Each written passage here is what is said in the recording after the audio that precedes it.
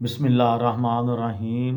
लाखों दरूद पाक हज़रत मोहम्मद सल्लल्लाहु अलैहि वसल्लम और आप सल्लल्लाहु अलैहि वसल्लम की आल पर। अस्सलामु अलैकुम। मेरा नाम इफ्तिखार अहमद है और आप मेरा यूट्यूब चैनल नॉलेज देख रहे हैं।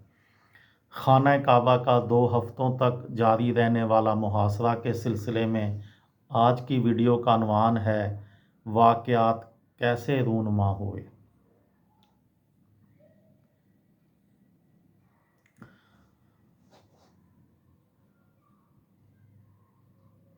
जहीमान अल अतैबी ने इस मौके पर ऐलान कर दिया कि उन्होंने इमाम मेहदी को पा लिया है जिनका इंतज़ार किया जा रहा है, और वो मेहदी मोहम्मद बिन अब्दुल्ला अल कहतानी हैं, जो एक नरम गो नौजवान मुबल्लग हैं और अपने हुस्न अखलाक, अज़म और शायरी से मोहब्बत की वजह से सऊदी माशरे में शोहरत रखते हैं।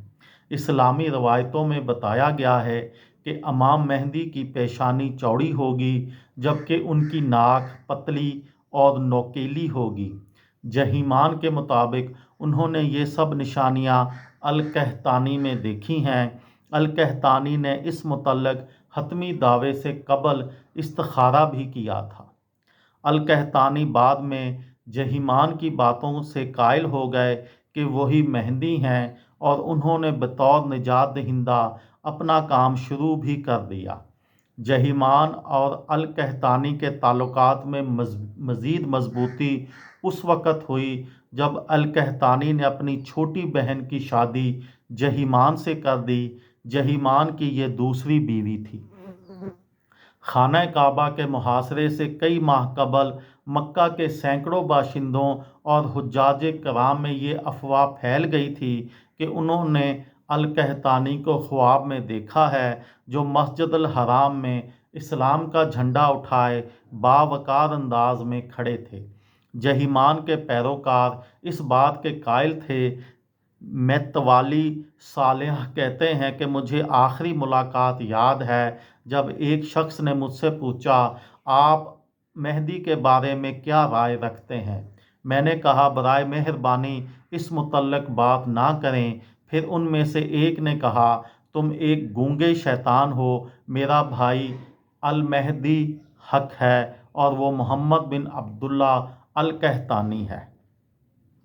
सऊदी हकाम के सल्फियों के ख़िलाफ़ एक्शन से बचने के लिए दूर दराज इलाकों में पनाह लिए हुए जहीमान और उनके पैरोकारों ने मुसल्लह तसादम की तैयारियां शुरू कर दी थी। उनकी जानब से काबे शरीफ के मुहासरे से रद्द अमल में सऊदी क़यादत की जानब से सामने आने वाले रद्द अमल को ढीला ढाला करार दिया गया था। जिस वक़्त मस्जिद अल हराम में इस हमले का आगाज़ हुआ, उस वक़्त वली अहद शहज़ादा फ़हद बिन अब्दुल अज़ीज़ आले सऊद ट्यूनिस में होने वाले अरब सरबराही इजलास में शरीक थे, और शहज़ादा अब्दुल्ला जो नेशनल गार्ड के कमांडर थे और मराकस में शहज़ादों और रहनुमाओं की हिफाजत के ज़िम्मेदार थे, ने सारा मामला शाह खालिद, जिनकी सेहत ख़राब थी, और उनके वज़ीर दिफा शहज़ादा सुल्तान पर छोड़ दिया।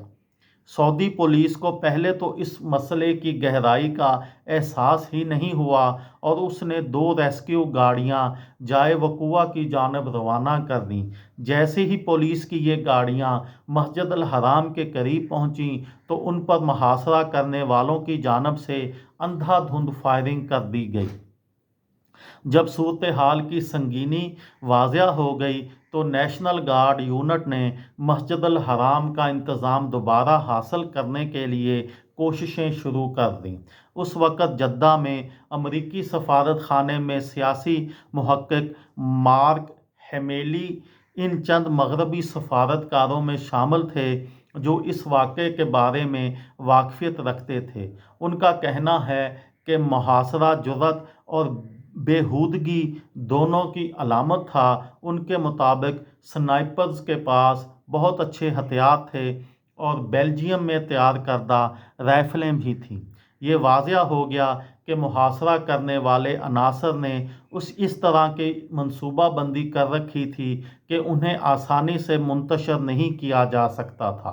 مکہ مکرمہ میں مسجد الحرام کے ارد گرد حفاظتی حصار نافذ کر دیا گیا تھا اور خصوصی دستے، سیکیورٹی اہلکار اور مسلح یونٹ تعینات کر دیے گئے۔ اس دن خانہ کعبہ کے اندر پھنسے عبد المنعم سلطان کا کہنا ہے کہ جھڑپیں محاصرے کے دوسرے دن دوپہر کو ہوئیں۔ ان کے مطابق میں نے توپ خانے کے گولے میناروں کی طرف بڑھتے ہوئے دیکھے، میں نے ہیلی کاپٹر کو مسلسل آسمان پر منڈلاتے دیکھا اور میں نے جنگی طیارے بھی دیکھے۔ یہ تھی میری آج کی ویڈیو۔ کسی دوست کو، کسی بھائی کو، کسی بہن کو فائدہ ہو تو مجھے دعاؤں میں یاد رکھیے گا۔ دل دل پاکستان، جان جان پاکستان۔ السلام علیکم۔